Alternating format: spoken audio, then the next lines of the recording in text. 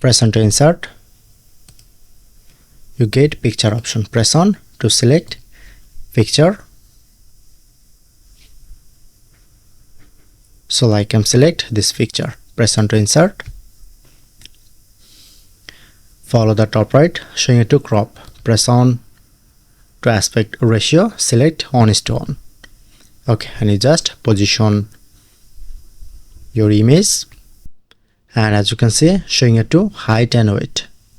Select 2 inch and select 2 inch. Okay, press enter. If you want to place anywhere, okay, increase or decrease size. If you want to copy, press on to copy and paste here.